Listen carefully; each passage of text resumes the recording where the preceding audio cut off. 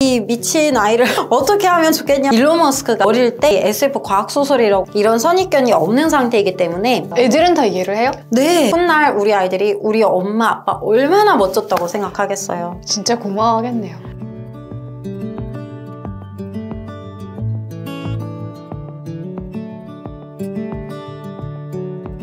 안녕하세요. 논술 강사이자 소설가인 영쌤, 북튜버 홍쌤입니다. 이 책을 왜 고르셨을지가 제일 궁금해지더라고요. 일론 머스크가 어릴 때 정말 많이 읽은 책이 SF 과학소설이라고 하더라고요. 그 책을 읽으면서 그렇게 미래에 대해서 꿈을 꿨다고 하길래 저도 우리 아이들이 이런 과학소설을 통해서 과학에 흥미를 느껴보라고 이 책을 추천했습니다. 우리가 한 분야의 책만 읽는 거를 편독한다고 하죠. 편독을 줄여줄 좋은 과학소설책으로 오늘 책 준비했고요. 줄거리 요약이 필요하신 분들은 다른 영상으로 보고 오시면 됩니다. 사실 어렵다 이런 반응이 있을 법도 했는데 어땠어요? 그 걱정 하실만 했어요. 사실 저희가 이 책으로 수업하겠다고 했을 때 우리 부모님들께서 이제 미리 책 구하신 다음에 책 훑어보시고 선생님 여기 너무 과학 지식이 많아가지고 우리 아이 수준에는 너무 어렵지 않을까요? 걱정들을 하셨거든요. 그런데 놀랍게도 현장에서 아이들과 수업을 하다 보면은요, 우리 아이들이 우리 어른의 이해를 훌쩍 뛰어넘는 아주 놀라운 순간들을 만날 때가 있어요. 애들은 다 이해를 해요? 네, 완벽히 양자역학에 대해서 이해했다 이럴 수는 없겠지만 적어도 우리 어른 같은 반응은 없었어요. 그러니까 미리 좀 거부감을 갖는 거 있잖아요. 어렵다는 생각을 안 하니까. 네, 그쵸.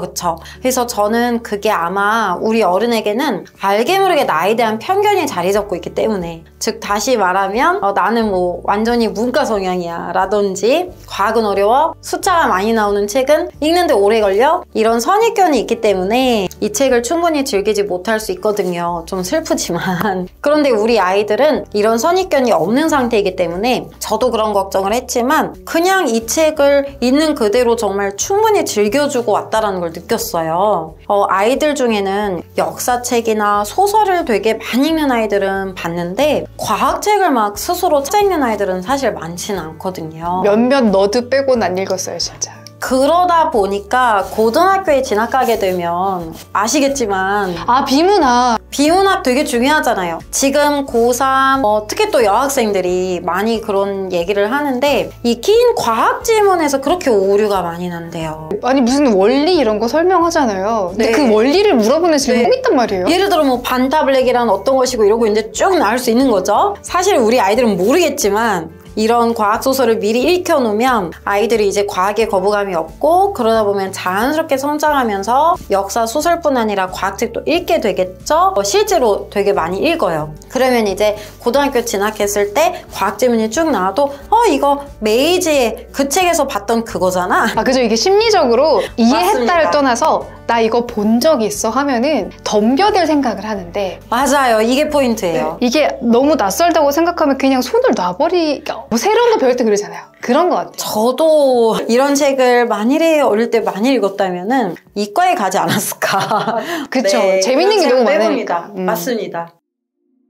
일단은 주인공 메이지 얘기부터 해볼 건데요. 설명 좀 해주실래요? 메이지 굉장히 똑똑하죠. 우리나라로 치면 초등학교 5학년밖에 안 된 학생인데 자신이 처한 상황을 어른도 이해하기 어려운 양자역학 이론이라든지 상대성의 이론을 통해서 막 분석하잖아요. 그런 메이지를 보면서 우리 친구들이 선생님 얘 완전 천재던데요? 이렇게 얘기하더라고요. 사실 어른들도 스마트폰 없으면 저도 상대성 이론? 그거 뭐더라? 하거든요. 그쵸. 예전에 학교에서 상대성 이론 배울 때 저쪽 기차에서 불빛을 비추고 막 이런 사례가 나왔던 기억이 나는데 이쪽으로 불빛을 쏘고 아무 기억이 안 나는데 그게 그렇게 잘 그려지지 않았던 기억이 나기는 하더라고요. 근데 그렇게 똑똑한 친구인데 사실 소설 속에서 일찍 죽어가지고 되게 아쉬웠어요. 맞아요. 정말 황당했어요. 어느 날 갑자기 풍선을 들고 가다가 그 풍선이 그 헬륨 풍선이 전기줄에 걸려서 감전사고 말잖아요. 정말 다행인 것은 그래도 작가가 역시 그렇게 소설을 끝내지는 않았고요. 메이지는 죽었지만 죽지 않는 상황이 되었습니다.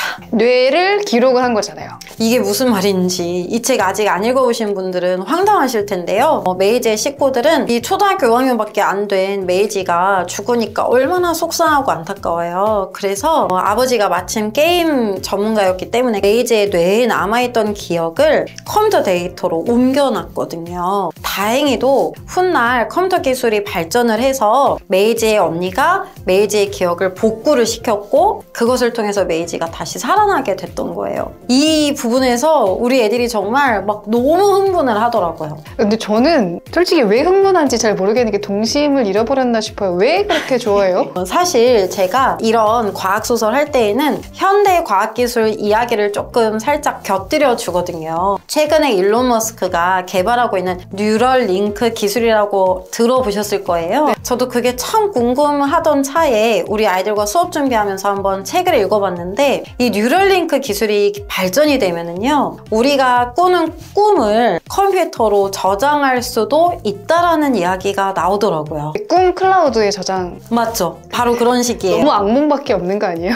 아니 그리고 내 꿈을 내가 보면 정말 민망할 거 기억까지 못하는 게 나아. 근데 우리 아이들은 뉴럴링크랑 이 메이지가 다시 살아난 이야기랑 막 접목시키면서 생각을 하니까 과학적인 호기심이 막 자극이 되어서 굉장히 재미있었던 것 같아요. 그리고 또 하나는 메이지가 다시 살아난 세계가 사실 조금 아쉽지만 현실 세계는 아니었잖아요. 엄마 아빠가 살고 있는 그 메이지만의 어떤 그 가상 세계에서 다시 살아났던 건데 그걸 보면서 놀랍게도 우리 아이들이 이런 질문을 하더라고요. 아 선생님 혹시 제가 살고 있는 이 세상도 가상 세계면 어떡하죠? 옛날에 어릴 때 철학 인문 수업에 봤던 매트릭스 같은 질문인데 저도 그 기억이 났어요. 놀랍게도 매트릭스 하면 이제 너무 옛날 영화잖아요. 그런데 그 영화 이야기를 들려주면 그 초등학생들도 매트릭스 영화 이야기에 완전히 흠뻑 빠져들어요. 그러니까 그걸 보면 정말 매트릭스 시나리오가 좀 천재적이었다라는 생각이 들기는 하더라고요. 되게 옛날 영화인데 저희 세대들은 그 총 맞는 걸로 더 기억을 하실 거예요. 그 장면 진짜 명장면이죠. 네. 약 뭐 먹을래 하는 거 빨간 약 파란 약. 아직까지도 이렇게 밈처럼 쓸 수 있잖아요. 어른이 돼야 그런 공상과학 영화나 이런 거 좀 좋아하는 거 아닌가 싶은 편견인가요 이게? 우리 어머님들이 생각하실 때는 그냥 공상적인 이야기 한 편 읽고 마는 거 아닌가 이렇게 생각하실 수 있는데요. 그렇지 않다고 말씀드리고 싶습니다. 우리 어린 아이들에게는 이런 제대로 된 공상과학 소설 한 편이 정말 아주 결정적이고 아주 중요한 계기가 될 수 있겠더라고요. 아마존 창업자 제프 베조스 같은 경우도 일론 머스크처럼 어린 시절에 공상과학 소설을 정말 많이 읽었다고 하는데요. 저랑 조금 달랐던 점은 조금이죠. 그 소설을 읽으면서 나는 나중에 이 소설 속에 나오는 이런 신기한 것들을 정말 실현시켜 보겠어 이런 결심을 했다고 해요. 그래서 실제로 그런 것들을 실현시키기 위해서 꾸준히 노력을 했고 다녀오셨잖아요. 네 맞아요. 심지어 얼마 전에는 무려 70이 된 나이에 본인이 만든 우주선을 타고 우주에 다녀왔잖아요. 정말 깜짝 놀랐어요. 네, 그렇게 될 수 네. 있던 게 어릴 때부터 그런 과학 소설을 많이 보면서 꿈을 키웠기 때문이다. 잘 고른 공상과학 책 한 권이 우리 아이의 미래를 굉장한 미래로 바꿔놓을 수도 있다 이런 말씀을 드리고 싶었습니다.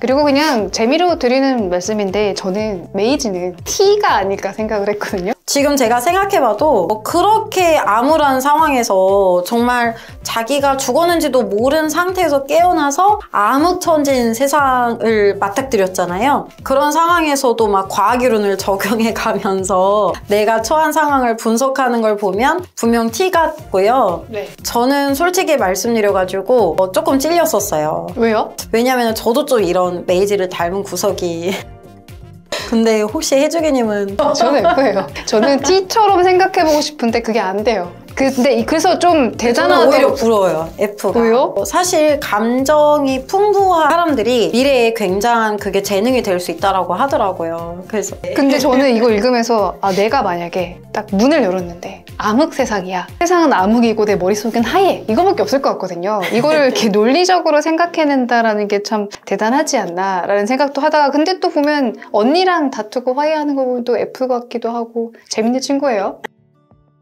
그러면은 이거 읽으면서 아이들이 제일 흥미롭게 봤던 과학 지식은 뭐예요? 우리 아이들은 반타블랙에 완전히 꽂혔더라고요. 검디 검은 그것. 네. 저도 되게 신기하게 생각을 했던 게 보통 검정색이라 그러면 색깔 이렇게 생각하잖아요. 빛을 모조리 흡수한다라고 그것도 좀 약간 생각이 바뀌는 게 되게 신기했고 또 저는 되게 인상적이었던 게 이게 너무 검은 물질이다 보니까 입체적인 물건도 평면적으로 보인다는 게 되게 신기했어요. 놀랍죠? 네. 약간 뜬금없어 보이긴 하지만 저는 누군가랑 소통이 잘 안 될 때 이 반타블랙을 보는 느낌이에요.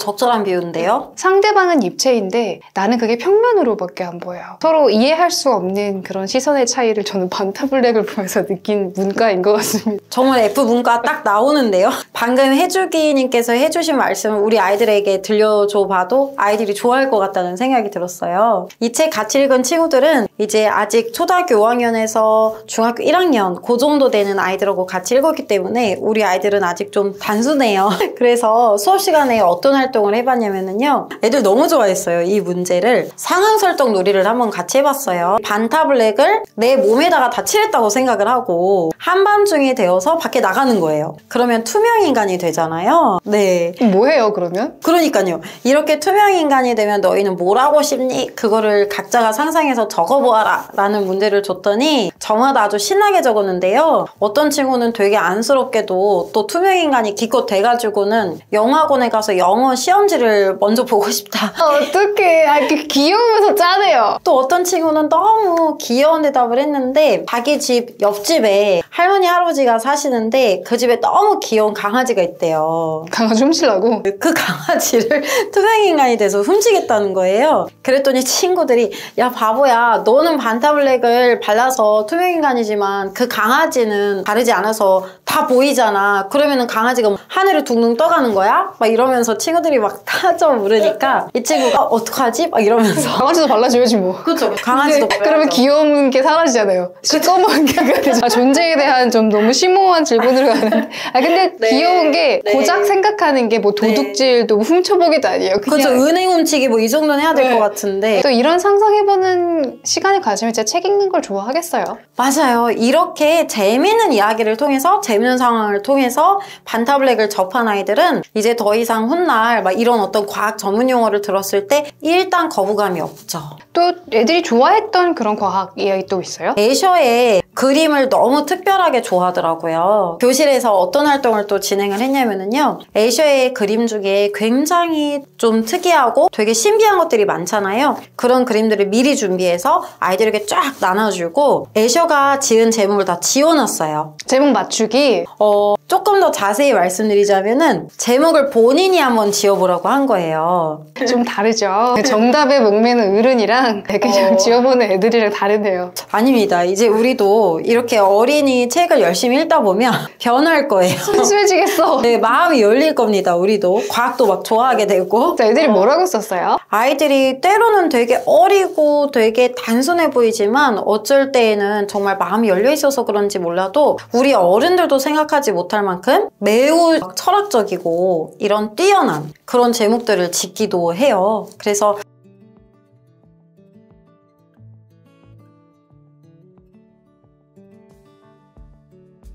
저는 그 애셔 그림 찾아봤는데 그 오징어 게임에 나왔던 계단 같기도 하고 섬뜩하죠. 왔다 갔다 하는 그게 확실히 신기하더라고요. 애셔 그림의 특징들이 보면은 자기 손이 자기의 손을 이렇게 잡고 있기도 하거든요. 그와 같이 뭔가 영원한 순환에 빠져있는 것 같은 그런 그림들이 많아요. 한때 애셔의 그림에 푹 빠져가지고 애셔 그림 전시회를 한다고 하길래 막 수업도 땡땡이 치고 덕후 막 거기 달려가서 막 소설 영감을 얻어보겠다 막 이랬던 생각이 나기도 하거든요. 우리 친구들이 되게 놀라운 걸 발견을 했는데요. 뭐예요? 여기서 메이지가 죽고 나서 다시 깨어났고 그 다음에 또 그 세상에서 블랙홀로 들어가서 또 다른 세상으로 들어가잖아요. 영원한 세상으로 가죠. 아, 영원한. 네, 그래서 이 소설 속이 마치 애셔의 영원히 이어지는 계단 그림 같다라는 인상을 얘기하더라고요. 그러면은 소설가시니까 그림을 보고 썼을까요? 아니면은 얻어 걸렸을까요? 저도 사실 그 생각을 해봤는데요. 글쎄요, 저 진짜 한번 물어보고 싶네요. 이 작가에게. 먼저 소설을 쓰고 얻어 걸리는 얻어 걸렸을 것이다. 영업 비밀을 아무래도 이야기의 핵심이죠. 두 갈래로 나뉘어서 가는 거 어려웠을 친구들한테 조금 쉽게 설명을 해볼까요? 소설이 시작될 때에는 메이지가 잠에서 깨어났는데 집안에는 아무도 없고 자신이 알고 있는 과학 지식이 모두 들어맞지 않는 세상이 전개가 돼요. 홀수번호 챕터에서는 이 시점에서 이야기가 흘러갑니다. 반대로 짝수번호 챕터에서는 되게 현실적인 이야기가 흘러가죠. 아빠가 파티장 꾸며주고 엄마가 음식도 해주시고 릴리 언니랑 쿵딱쿵딱 싸우기도 하고 시공간이라는 개념이 뒤틀려지는 그 장면이 너무 두려운데요. 유일하게 전화통화가 연결된 릴리 언니가 뜬금없이 미안하다는 말을 하죠. 그리고 힘들게 찾아가서 릴리 언니를 만났는데 세상에 릴리 언니의 나이가 너무 많이 들어있는 거예요. 저는 여기까지 읽고 인터스텔라 같은 건 줄 알았거든요. 그러니까 메이지는 시간이 그대로 있고 언니는 시간이 빨리 가서 나이 든 언니를 만난다? 하지만 메이지가 깨어난 세상은 현실은 아니었어요. 메이지의 언니가 설계한 게임 속이었는데요. 메이지가 죽자 그 사실을 받아들이기가 너무 슬프고 힘들어서 메이지의 기억을 게임 속에 옮겨놓은 거였죠. 되게 이게 신기하고 재밌었어요. 게임을 통해서 만났다. 감동적이기도 한데 저는 또 결말 얘기를 빼놓을 수가 없더라고요. 열린 결말인가 생각을 했거든요.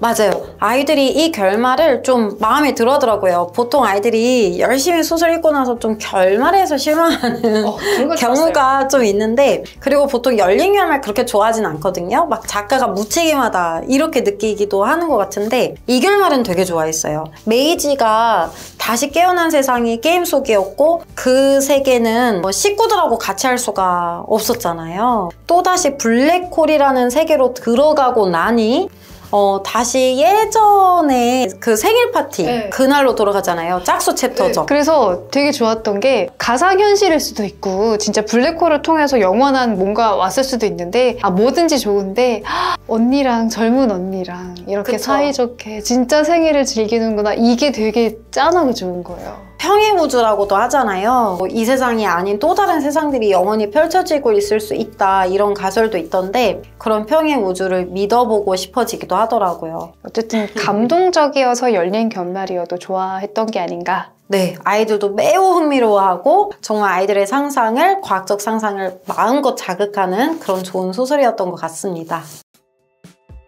이렇게 메이지 얘기까지 했는데요. 이 책은 뭐예요? 우리 어른들을 위한 SF 소설이라고 생각하시면 될 텐데요. 우리 아이들이 살아갈 미래에는 인공지능이 상당한 수준으로 발전할 거라고 하잖아요. 그런데 우리는 아직 사실 인공지능이 우리 세상을 어떻게 바꿔놓을 건지 잘 모른다는 말이에요. 물론 잘 아시는 부모님들도 계시겠지만 대부분은 잘 모르시잖아요. 그래서 그런 세상에 대해서 소설 형식으로 굉장히 쉽게 잘 풀어주고 있길래 제가 소개하려고 가지고 왔습니다. 인상적이었던 거 하나 설명해 주세요. 저는 아무래도 직업이 이렇다 보니까 교육 척하면 척이시네요.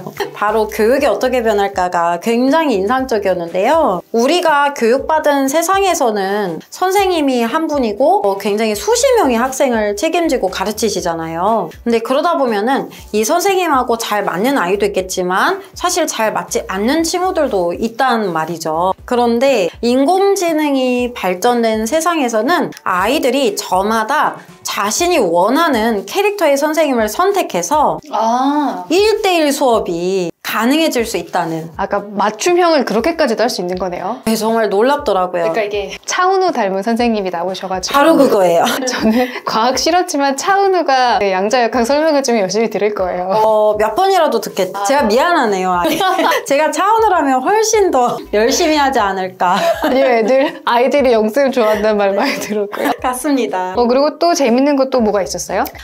제가 사실 이 책 괜히 들고 나온 건 아니고 이 책을 통해서 우리 부모님들께 꼭 부탁드리고 싶은 게 하나 있었거든요. 어떤 거예요? 미래에 인공지능으로 대체되는 직업들이 나와요. 그러다 보니까 과거에는 굉장히 유망하고 고소득을 벌 수 있는 그런 일자리였음에도 불구하고 미래에는 갑자기 그런 일자리를 잃어버린 실직자들이 굉장히 넘쳐나는 그런 세상이 그려지거든요. 그렇게 빠르게 변하는 세상 속에서도 미리부터 미래를 준비한 그런 일부의 극의 소수들은 자신의 직업에 만족하면서 이 세상의 리더가 된단 말이에요. 저는 이 이야기를 읽으면서 결코 남의 이야기라고 생각할 수가 없었어요. 왜냐하면 지금 제가 가르치고 있는 우리 학생들 그리고 우리 자녀들이 바로 겪게 될 어떤 미래상이 아닐까라는 생각이 들었기 때문이에요. 이 얘기 들으니까 저는 그 생각나는데 그 기사 중에 그거 있었어요. 연대 공학과에 붙었는데 대부분이 자퇴했다. 아마 반도체 시스템 공학과 거의 90% 이상의 학생들이 자퇴를 해버린 그런 일이 최근에 있었어요.